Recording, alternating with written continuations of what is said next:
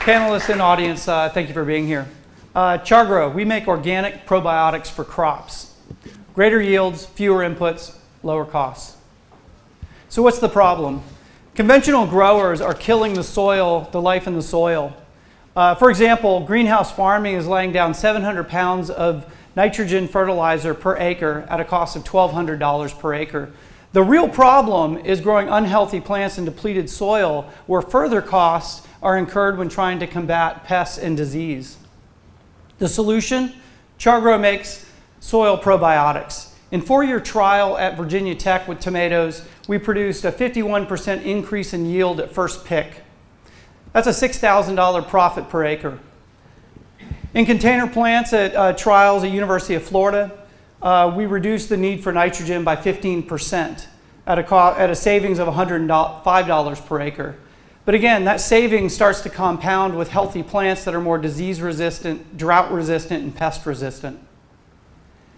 So progress to date, we've completed field trials, launched 3 organic products into the market, optimized our supply chain and manufacturing partners, and in 2017 had $127,000 annual revenue. Market opportunity. Of the $23 billion that farmers are currently spending on fertilizer and soil conditioners, we have an opportunity to come in and meet the demand by both customers and growers for an organic and sustainable product. The home garden and yard industry continues to grow at a fantastic rate, but more importantly, a savvy consumer that is also asking for organic and sustainable products. Today, there are 20,000 garden centers in the United States providing ready access to that customer base, particularly retail.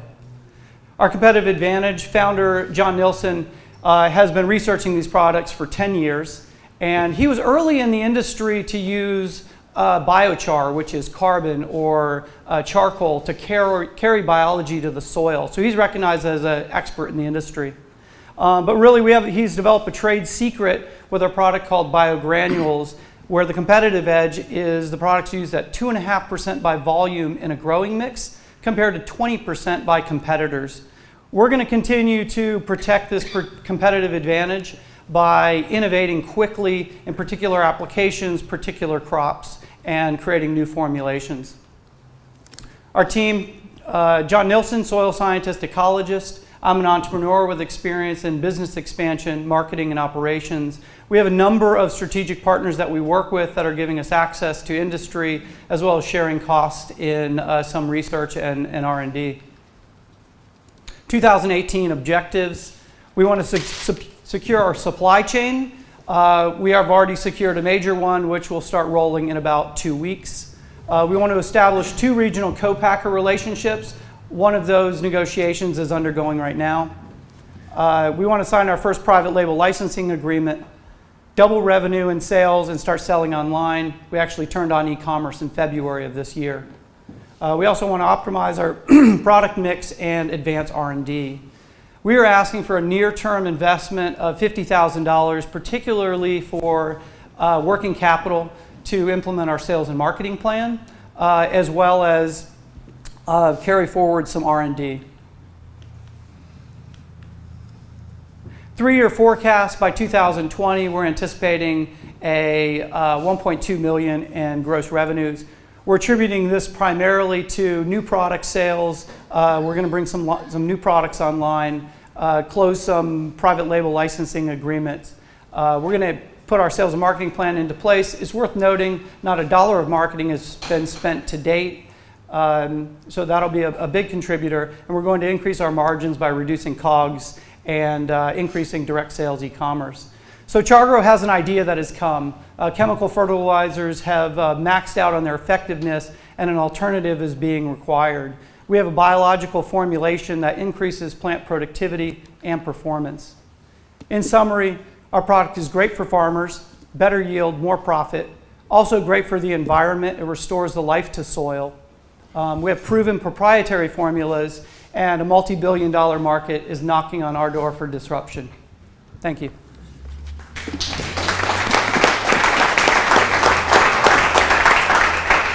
So, hey, Dominique. So why are you in this business, in this field? Personally. Right. Personally, Good like plan. many, I mean, why do you care? Why are you in it? why am I in it? Yeah. I probably, like most of you, am continually trying to find ways to cut chemicals out of my diet. Whether it be news articles or personal experience or friends that are experiencing health issues with poorly grown food, poor nutrition. I personally want more options for myself in healthy food. And I mean, sounds pretty standard. I think there's a tremendous financial opportunity here. That also drives me. I see innovation in a marketplace where there's a lot of opportunity. Okay, so you and so that's helpful for me to get your interest. And you started right into the kind of the standard stuff so quickly. I had no time to get your who you are and your involvement. And so even like, so even telling that little story, there's tremendous financial opportunity, but also, for me as an individual, this is why I'm interested. Or you're talking about soil nutrition at a very technical level very quickly, and if you can back that up to something that we can all relate to, I don't know, like the Dust Bowl, or so I think we all understand this issue, Right. but you need to wade us into that water so we can go there together. Right. Anyway. Great. Yeah, that's great feedback. My involvement with the company, I joined founder John in January of this year, and I had been advising his company for the past year through the Elevate program.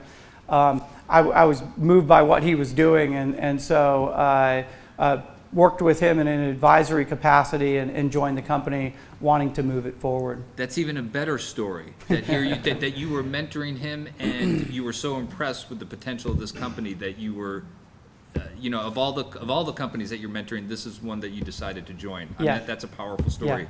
Yeah. Great. Thanks for the feedback. Yeah, if I could, I think that's very insightful.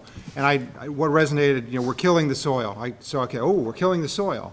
And I think there's so much jargon and misinformation, not trusted information. The personalized story can help cut through that. And now I kind of want to know your take on how we're killing the soil, because that really gets at, I have a lot of scientific training, and I could not tell anyone how this works. And I know you have some trade secret you don't want to reveal, but even something at a mechanistic level, like this is how gravity works, I couldn't tease that out. Right. So that's a great point, and you would be wowed by John's presentation, who is the soil scientist. So this was an attempt at a different spin on the same pitch that he delivers incredibly well. Well, maybe somewhere in the middle would be helpful. Yep, absolutely. Yep. Yeah. This really goes to the market and to the competition. There's a lot of focus on organic farming all over the country and the world. And I guess I don't understand from your pitch how yours differs from other organic farming, if you will. Mm-hmm. And I also didn't really hear how your solution differs from other organic farming in terms of environmental and climate issues as opposed to just the chemicals in the food that you raised in response to an earlier question. Yep. That's a good point. On that point, some of the organic practices can actually lead to depleted soil through tilling. We're focused on building the biology of the soil that naturally makes plants more healthy and resistant. The USDA has statistics that says specifically that organic yield is lower than conventional farming. That's a problem. It's hard to be profitable if you don't have a great yield. Specifically in corn, is a 25% lower yield when farming organically. Our field trials in Ohio produced a 20% increase in corn yield for an organic farmer. So we've effectively covered the gap to be closer to conventional farming. And that's specifically through biology. Yep. Well, that's a complex story to tell.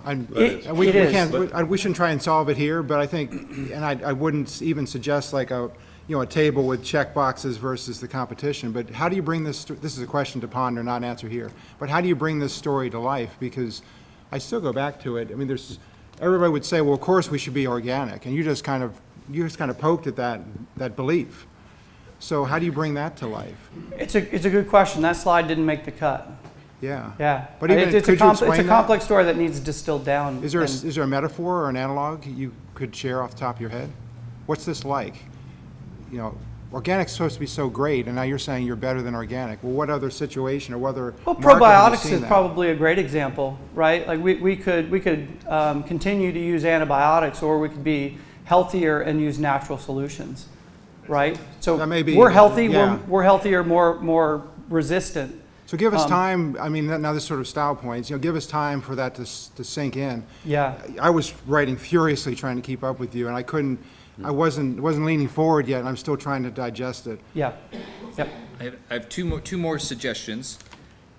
One is, so it was a great slide deck supporting you, and interestingly, your weakest slide was the team slide. That, you know, if I'm looking at an agriculture product, I want to see soil scientist, which you said he is, but I don't think it said soil scientist on the slide, or a PhD, or somebody, you know, in a ball cap with the farm fields behind him, you know, to give me a sense that you got, and so, none of that, the power of being an agriculture company did not come through in that team slide. Yep. And then the second thing is the market is like, who is your first customer? Who is your first set of customers? How are you really getting to market?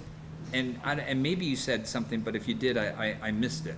A little bit. Our audience is really falls into two main categories. There is the retail consumer, the home garden, and then there's agriculture, both small farm and big ag. Uh-huh. And so getting to market is very different for those two. Okay, and who are you going to first? I mean, that'd be my, you know, if I to give investors confidence that there's actually a buyer on the other side. We're selling into both at the moment. Uh-huh. Our 3 organic products are selling in 24 retail locations right now in the South and Northeast. Did you say that?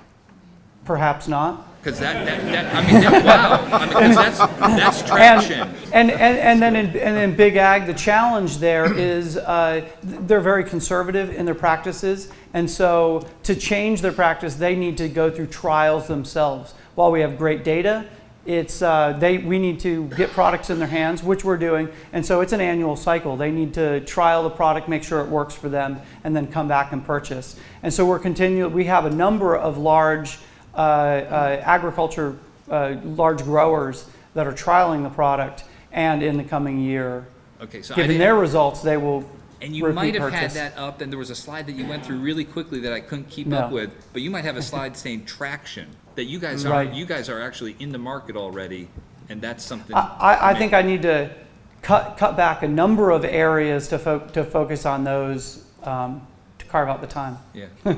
I think for either of these situations that Mike was poking at, you have an opportunity to redefine the framework of the conversation. Because it's not chemical, it's probiotic. I could be wrong with this. I'm just, Yeah. you know, it's not a team of chemists, therefore, it's a team of life scientists or farmers. So reframing the whole conversation could get, you know, a clearer pathway to why you from a traction standpoint, and a clearer pathway to investors who really have a lot of misinformation in their heads. Yep. Yep. Yeah, I had several other questions about the kind of investment and business plan. You say you had $120,000 worth of revenue. That doesn't tell me how much it cost you to get that revenue, and if it cost you 200, that's different from if it cost you 50. And Right. I also had no sense of why you want a $50,000 working capital raise. That seems pretty small to grow significantly. You know, can you kind of give us some global idea of how, you know, what your business model is and how it works to produce revenue and so on? Right. Yep. That's good feedback. I just don't understand it. I Okay. guess. Yep. That's From good the feedback. Yeah. Probably a more complex answer than Yeah. No, right, I'm right not now, saying but that's really good feedback. Yeah. Questions from the audience? Got time for 2. Pick a winner. Right here. It sounded like the product you're describing was used for agriculture and consumables, food. and each plant is different. What about kind of textile type plants, cottons and other things that are used for that? Yeah, they are. So flowering plants, fruits, vegetables, but also, for example, in the hemp industry.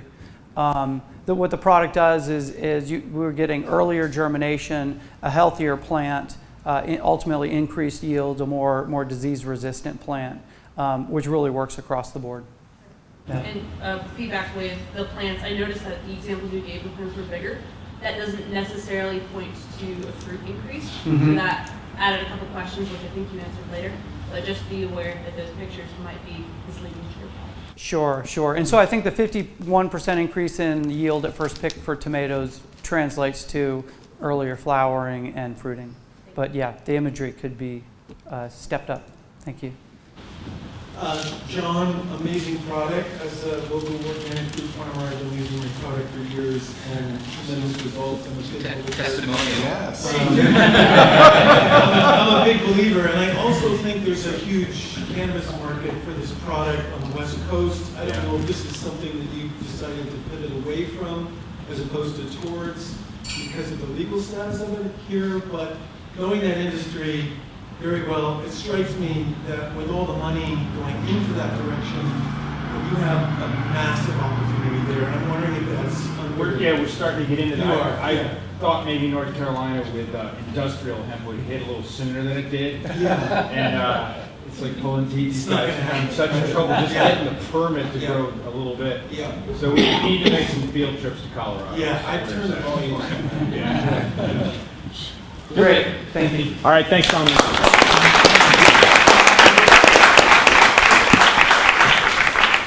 All right, let's get one.